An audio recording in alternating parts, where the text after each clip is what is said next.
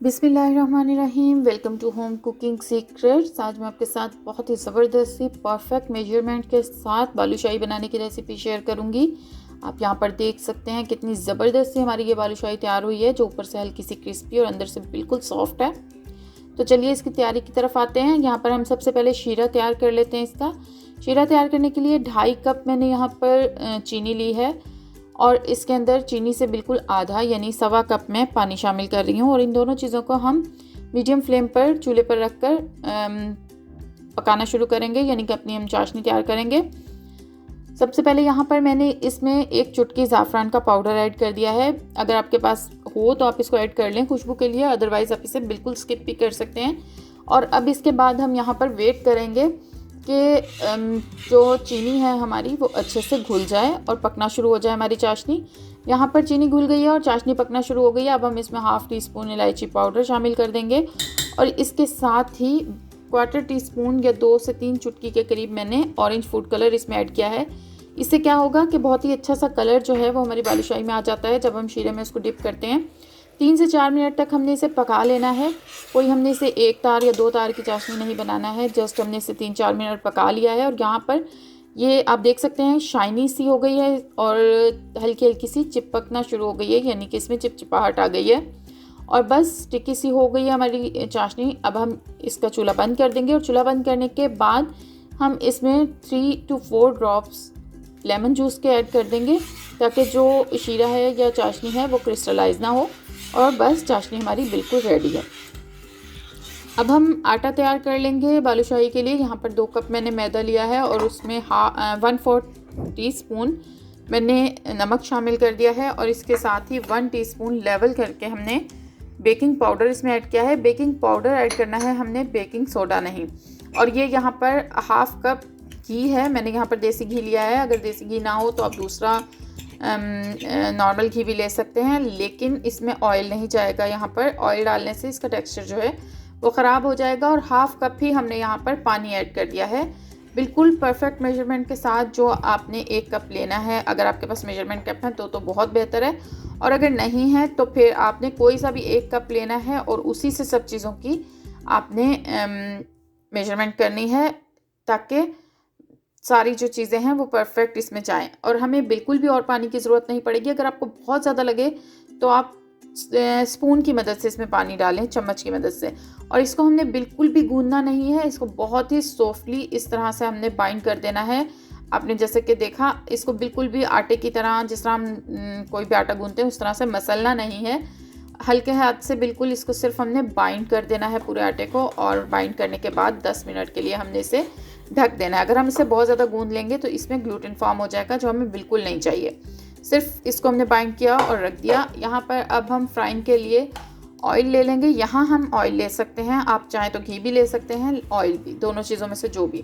और इसको बिल्कुल लो फ्लेम पे हमने गर्म होने रख देना है। और डो को इस तरह से हमने हाथ में लेकर 8 से 10 मरतबा अच्छी तरह से स्ट्रेच करके इस तरह से वापस ऊपर रखना है और फिर स्ट्रेच करना है। इससे जो होगा, इसके अंदर बहुत ही अच्छी सी लेयर्स आएंगी, जाली बन गई है, आप देख सकते हैं हमारी डो के अंदर। और इस तरह से 8 से 10 बार कर लेने के बाद हम इसे रख देंगे।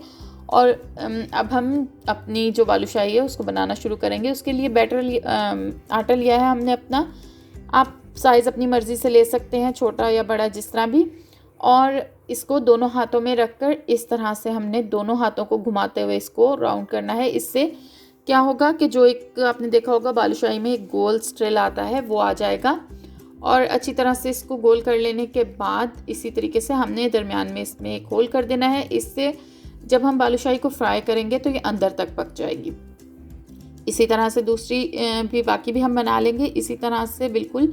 और यहाँ पर ऑयल हमने देखना है, चेक करना है, बहुत ज़्यादा गर्म नहीं होना चाहिए कि एकदम से जब हम उसमें आटा डालें तो वो ऊपर आ जाए। ऑयल सिर्फ इतना गर्म होना चाहिए कि हल्के हल्के से बबल बने और जो आटा है हमारा वो नीचे चला जाए। यहाँ आप देख सकते हैं परफेक्ट इसी तरह है, ये एकदम से फ्लोट नहीं किया। अब हम इसमें बालूशाही शामिल कर देंगे, डाल देंगे सॉरी। इस तरीके से एक एक करके हम बालूशाही को इसमें डालते जाएंगे।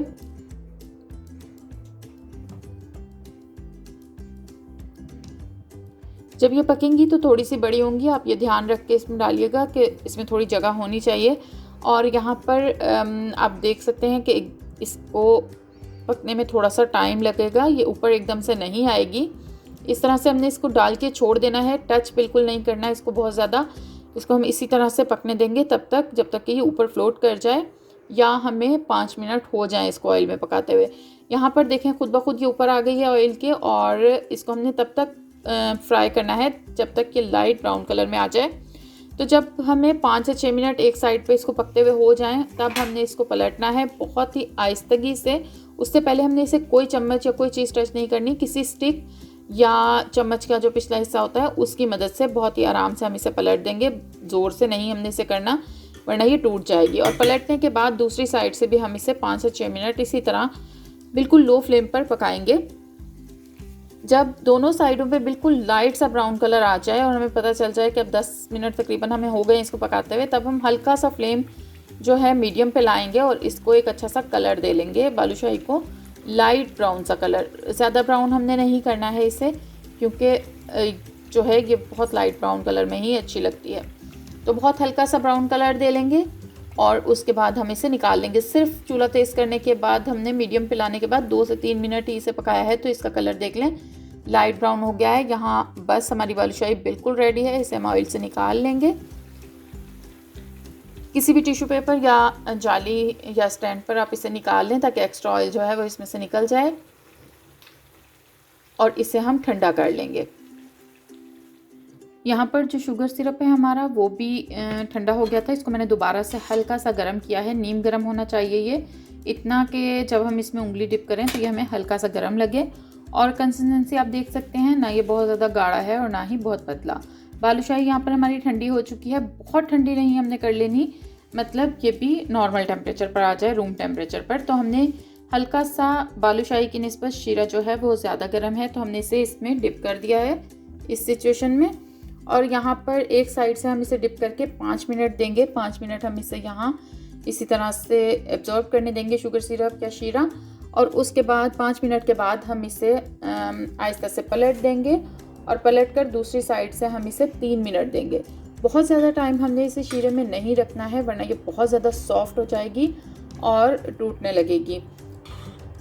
5 मिनट एक साइड से और 3 मिनट एक साइड से इनफ होंगे इसके लिए। और उसके बाद हम इसे निकाल लेंगे शुगर सिरप या शीरे में से, और निकालने के बाद हम इसे स्टैंड या किसी भी जाली पर रखेंगे ताकि जो एक्स्ट्रा इसके अंदर सिरप है या शीरा है वो निकल जाए।